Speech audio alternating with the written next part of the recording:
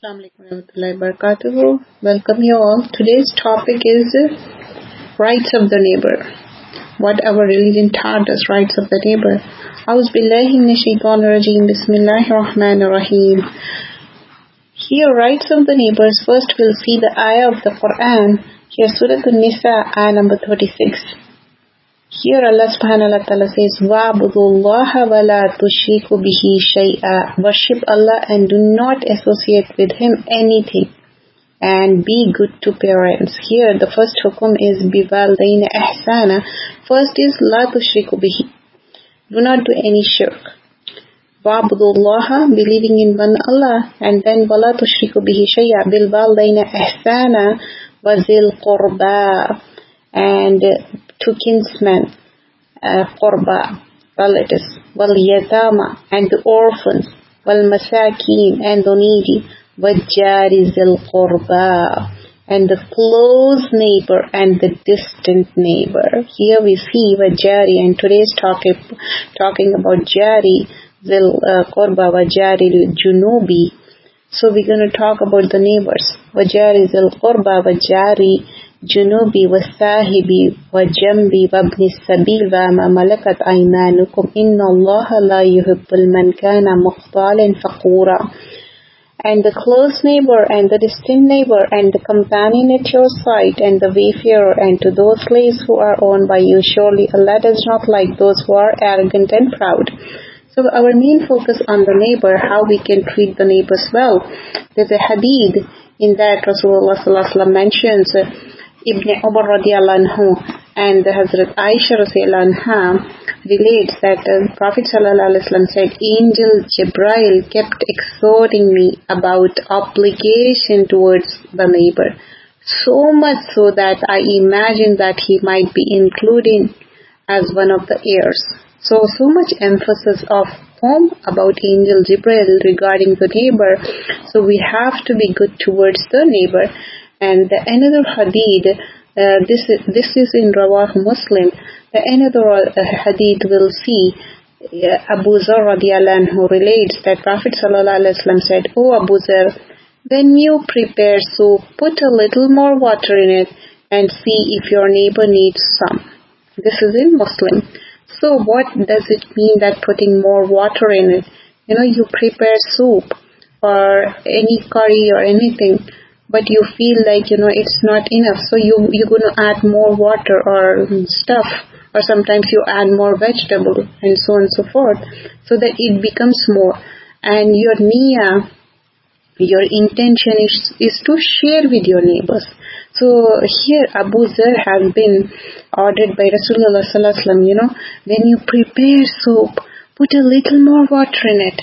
So if your neighbor needs some, you can give it to them. We have to be concerned about neighbors, share with them. And another version says, my friend, well-wisher, Prophet sallallahu alaihi wasallam advised me, when you prepare soup, put plenty of water in it, then find out about the state of affairs of the families of your neighbor and give some soup to them as well. Here talking about family, what happens, our immediate family or extended family is sometimes in our own neighborhood. They are family as well as neighbor. So we give two haqq. One, sharing with the family is a good reward, and not only that, and sharing with the neighbor. So you get the both reward. In one hadith we learn that add some water. In another we learn that add plenty of water. In either way, your niyyah is to share with your neighbor. That's the main concern. Another hadith, Abu Hurairah radiallahu anhu relates that Prophet sallallahu alaihi wasallam declared in this hadith, what we learn, by Allah his faith is incomplete. By Allah he is not a perfect Muslim. By Allah he does not believe. He was asked, O Messenger of Allah sallallahu alaihi wasallam, who is he? He said, one whose neighbor is not immune against his mischief. So what we learn from here, he was keep on saying that by Allah his faith is incomplete. First of all, by Allah he is not a perfect Muslim. First, the faith is incomplete. Then second thing, not a perfect Muslim. By Allah he does not believe. Third thing, He was asked, O Messenger of Allah sallallahu alaihi wasallam, who is he? He said, one whose neighbor is not immune against his mischief. Whatever the facade, your neighbor is not safe. How he or she feels. You have to take care of the neighborhood. So in this manner, I'm going to say a few things regarding this. Then we are in the neighborhood. Everybody knows that we are Muslim, isn't it? Whether with your scarf and with your longer garment, with the beard, everybody knows that you are Muslim. And if you are making a lot of sound, you are keeping your TV sound so much, and sometimes you're fighting and making a mischief, and that will create a problem for the neighbors. That's not a good thing. That is not a sunnah. So we should learn this. Don't spread mischief. Don't create problems for our neighbor. And sometimes we become very mean and very bad towards them, very harsh. Do our Islam teach us that way? No, never ever. Don't do such things, please. Another hadith, and this is in Bukhari and Muslim. Another also, it's in Bukhari and Muslim. Abu Hurairah radiyallahu anhu relates that Prophet sallallahu alaihi wasallam said, O Muslim woman, do not consider your neighbor despicable, even though she may send you a piece of goat shank as a present. Don't feel despicable for the neighbor. Even a goat shank, the bare minimum you can share it. Even though a goat shank, you can share with them. You understand, only couple of dates or anything, still you can do so. Even a petty thing, small thing, but it should be useful, and your niyyah should be pleasing Allah subhanahu wa ta'ala. So here what we learn, even though a despicable thing, small thing, piece of goat shank, then also give it as a gift, as a present to your neighbor. So what we learn from this, we should share something with our neighbor. So I know in overseas countries you are supposed to give a food thing which has all ingredients written on it, and it has to be packed food. So try to get the packed food and ingredients written on it, even though it can be a small thing, like I mentioned, like a dates. It is completely packed and it is written on it. And try to avoid nuts, because many people, they have problem with the nuts. And whatever the thing you are giving, try to give the ingredient list on it. Even if you are preparing at home, ask them, can I give you this, please? If they say yes, then you can. Even for, sometimes we have more bread, and we made handmade bread, isn't it? And we want to share with them, and that bread don't have any spices or anything, and it's really nice though, because we made it regularly handmade. And also I'm talking about rice. It don't have any spice or anything. You can ask them, you can tell them this is the thing, and make them taste sometime. If they like it, they will take it. That's what I do. And they love the food, and if they love it, they will have it. And definitely have the good niyyah. How Islam spread. Our beloved Prophet sallallahu alaihi wasallam did so much good, He was always there to give. Have the hand of giving more and more, especially being good to the neighbor. This is in Bukhari and Muslim. Another hadith, this is also in Bukhari and Muslim. Abu Hurairah radiyallahu anhu relates that Prophet sallallahu alaihi wasallam said, let no neighbor forbid his immediate neighbor placing his raffle on his own wall. Abu Hurairah radiyallahu anhu added, now I see you turning away from this, but I shall continue to proclaim it. Don't put any raft on the wall. You understand, maybe in overseas countries it's not there. Yeah, but some of the countries, those who are in the townhomes, still that wall in between, it belongs to you as well as for them. So don't create any mischief because of that, And another hadith, Abu Hurairah radiyallahu anhu relates that Prophet sallallahu alaihi wasallam said, one who believes in Allah and the day of judgment must not cause hardship and inconvenience to his neighbor. And he who believes in Allah and the last day must respect his guest. What we learn from this? First, regarding his don't create any hardship and inconvenience to whom? Neighbor. And the next thing, respect his guest. And he who believes in Allah and the last day must speak well or keep quiet. Speak well or keep quiet. So here we learn so many things from this hadith. First of all, this was narrated by Abu Hurairah radiallahu anhu. And first thing we learn, one who believes in Allah and last day must not cause any hardship and inconvenience to the neighbor. Okay? The second thing, he who believes in Allah and the last day must respect his guest. Whoever is your guest, doesn't matter, Muslim, non-Muslim, doesn't matter, but you have to respect guest. And he who believes in Allah and the last day must speak well or keep quiet. Three things we learn. We all believe in Allah and the last day. The first thing we learn from this hadith regarding the neighbor. You should not create any hardship and inconvenience to neighbor.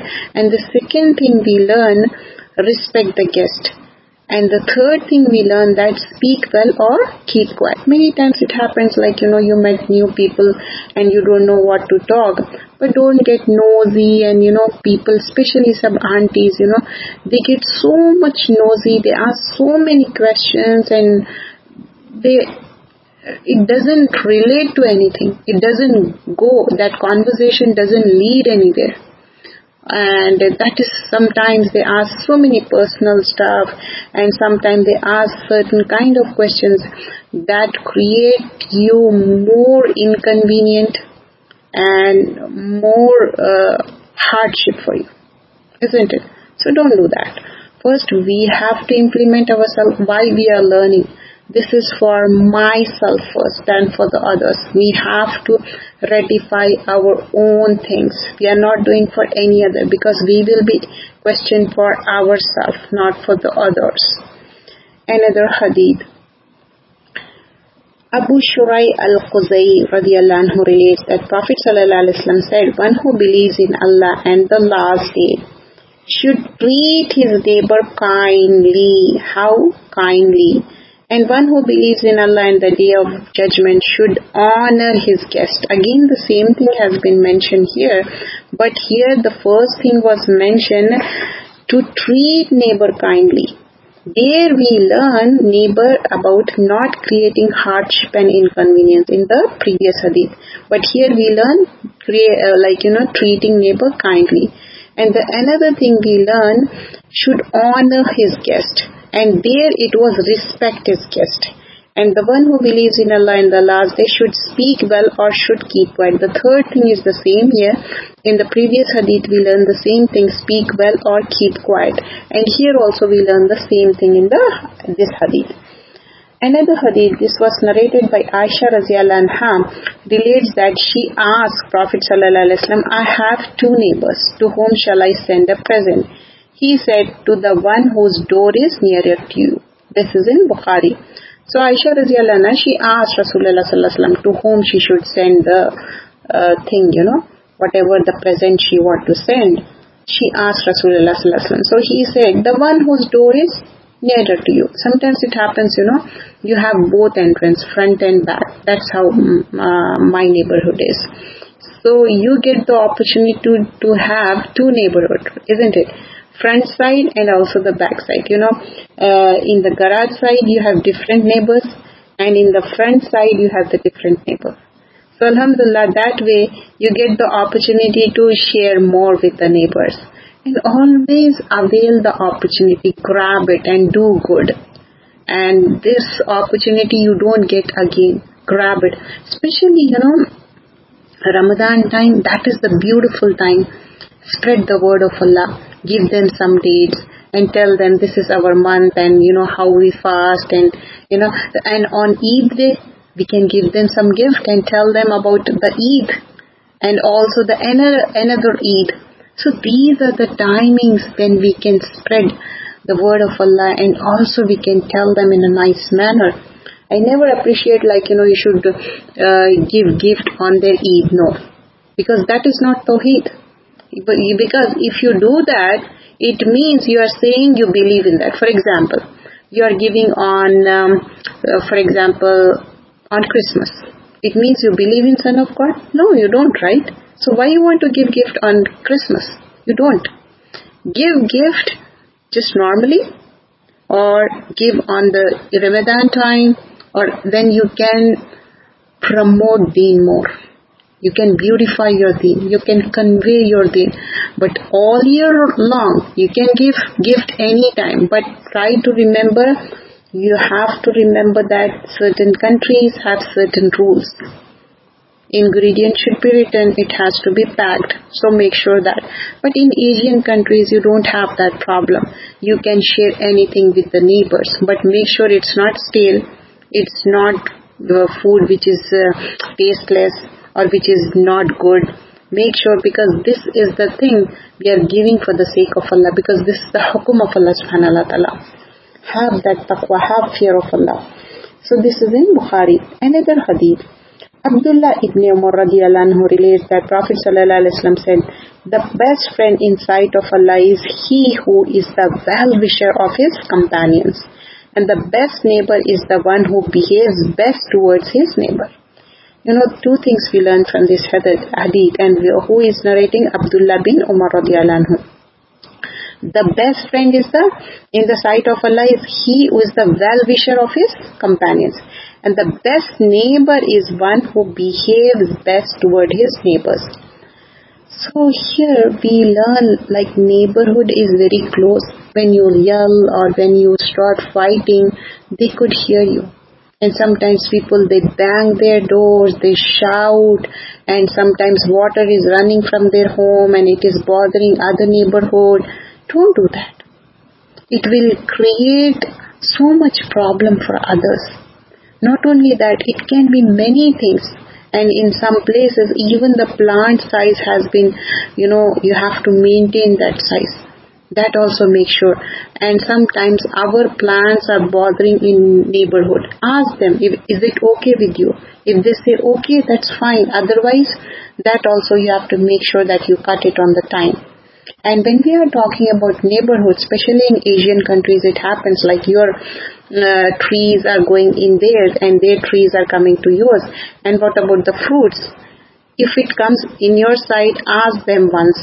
Like, these are the things, it's coming to my side. Can I cut it or can I have it? If they give you permission that whenever the fruit comes, you can have it. So you can. And the same thing with you. You can give permission that your trees, all the tree plants and, sometimes it goes their side, and ask them, tell them, okay, if it has fruits, you can pluck it, you can use it for yourself. Tell them. That's the good thing. And whatever the things, like especially the wall in between, make sure that you both maintain that. And have the good relationship with your neighbors, and don't bother them. Especially these days, people, they keep the sound so much, and sometimes they have musical instruments and they start playing those, and it really bothers others. And you are studying, you are reading Quran. Especially I notice at the Fajr time, they keep on playing some musical instrument, and really it bothers in the Salah. And neighbors should also understand that, and we should also convey the message. And the best thing is, go and talk to them. Like, this is the time we pray and this sounds comes more often, and really it creates some problem to us. They will listen to you. Not only that, sometimes dogs, we for Islamic reason, we don't want that they come and lick your clothes, isn't it? And after, if they lick it, that saliva creates so much problem, and you have to wash it 7 times.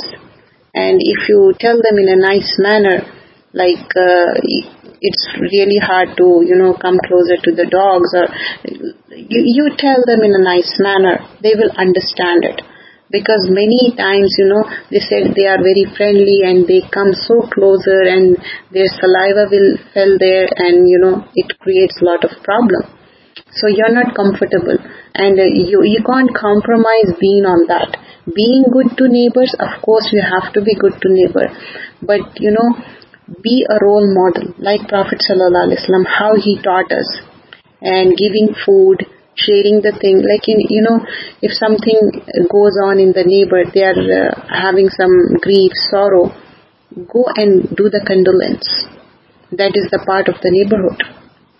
So here what we cover from the ayah of the Quran, and also the different hadith we have seen, the rights of the neighborhood.